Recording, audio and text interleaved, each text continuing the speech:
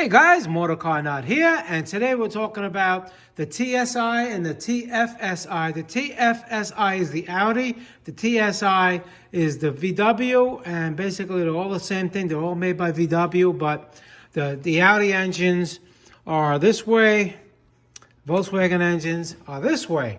We're going to talk about the top 3 plastic pieces that fail on these vehicles and cause misfiring codes, cause intake manifold runner codes, and I see this so much. I figured I have so many videos on these cars, but I figure I'll go over these top 3. I have another VW in here.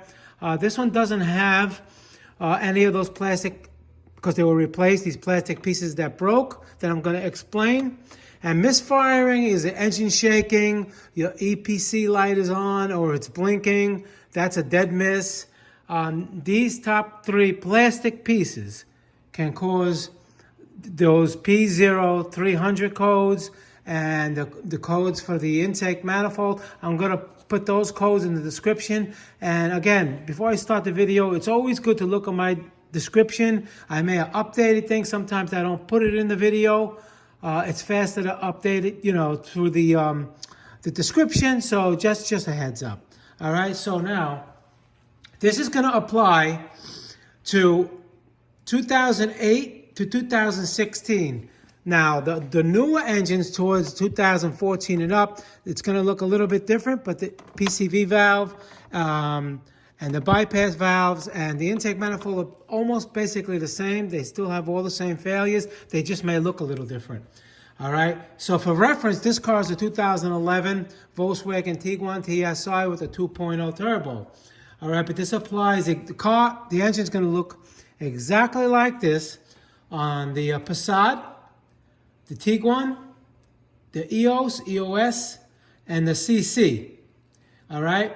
And vertically, it's going to look like on the Audi TFSI is the Audi A3, Audi A4, and Audi A5 with a 1.8. All right. And the 1.8 also the Golf, the GTI. So, what are the 3 components that fail? I have an intake manifold here to show you up close, but here's the intake manifold installed on the car. The older ones, like this one, what fails on them, get this out of the way, is this has a vacuum actuated control for the flaps. You see these flaps? It controls it better RP, better power throughout the whole power band. All right, and which is here on the car. It's right here. All right, this piece breaks, and when it breaks, it can. If you have this type of car, you can try to pull it. If this pops out and you have misfiring codes, this part right here. Wait,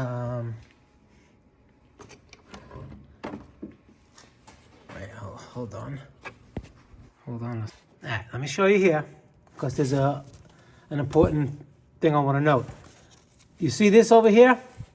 This little lever? This whole thing pops out.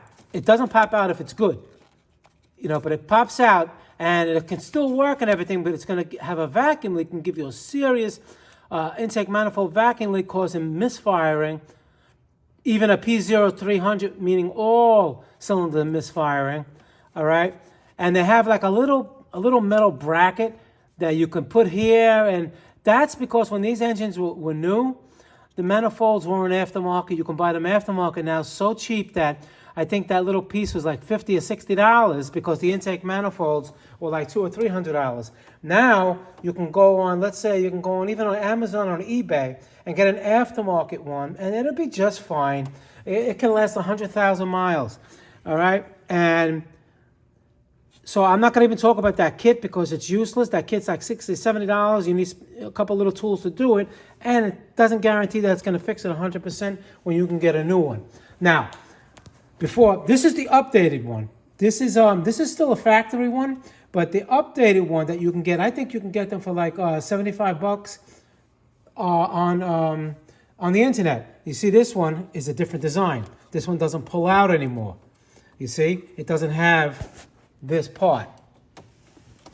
Let me zoom it in so you can see. You see, this part is the one that pops out. This right here. And the little arm, you can just grab this like right here and push it. And if it pops out, it's bad. And that's your vacuum leak. And that could be a serious vacuum leak. Whereas the new one doesn't have that. It's updated. Even if you get an old brand new one that's aftermarket, and it still may have this arm design, this old arm design, that's fine. Because it'll last. I mean, like I said, it can last 100,000 miles or even more. You know, it's just a piece of plastic. Is the plastic better on the factory ones? Yeah. I mean, if you have the money, yeah, you always go with the new one, but the new one's expensive. It could be $300, $400.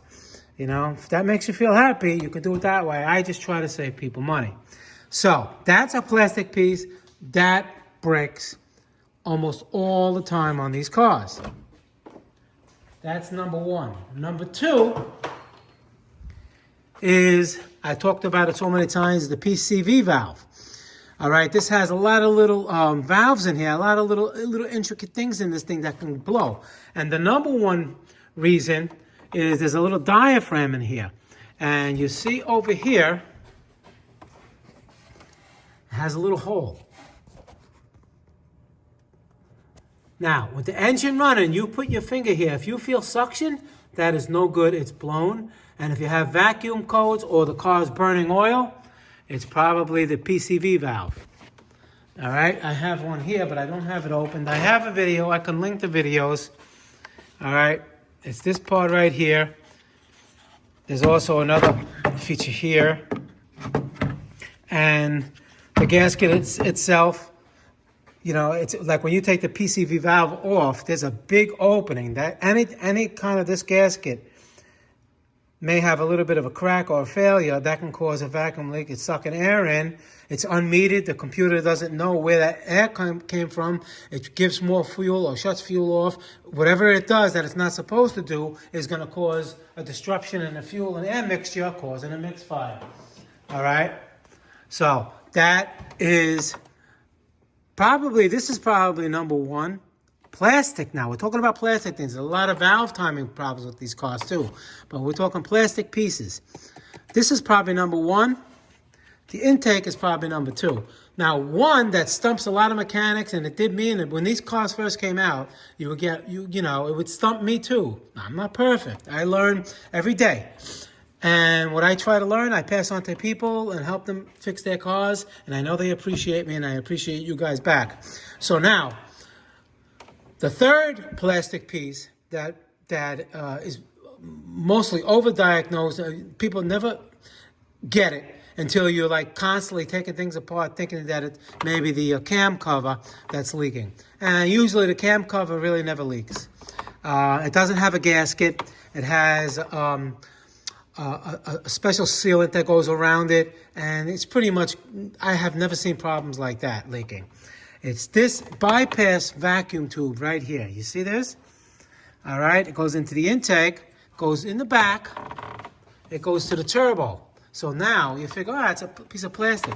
What happens is, if these cars heat up too much, a little bit overheating, or if it had a head gasket and somebody replaced it and they put the hose back, what happens is, you see over here, this little clip, right, gets so hot, especially in the summertime, and what it can do is it can melt the plastic piece even underneath this clip. Let me take it out.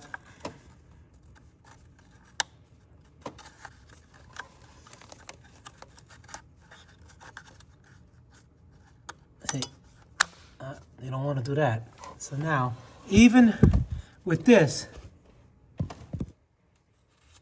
it's almost has an indentation of leaking. And what they do, they usually leak on the bottom where you can't see it. So now, even if somebody does a quick inspection, goes, oh, this is okay, the bottom piece, this gets so hot, all right, that it melts it. And where it melts it, it's either here, or even more concealed is this one. This one right here. You see this one? You see that? This one is usually the culprit all the time because you have the exhaust manifold turbo is hot, the cam cover is hot, and it's not really, in other words, if the car is at normal operating temperature, it normally won't melt, but I even seen them, they just melt or they get brittle. But that's probably number one area where it cracks, and this part over here will probably be number two. And if that cracks, you're going to get vacuum leaks. You're going to get, usually you get a vacuum leak for the number one cylinder because it's closest to the number one cylinder. But I've seen them getting a P0 300. That's multiple. P0 301, P0 301, 302, 303, and 304. P0, the last number in the code, like P0 303 is the third cylinder. P0 302 is the second cylinder, and so on. And where the front of the engine is, where the timing is, the first closest one to that is number one cylinder. If it's the Audi engine and it's this way, the front of the car, where the timing area is, that's number one cylinder. And towards the back is it goes number 1, 2, 3, and 4.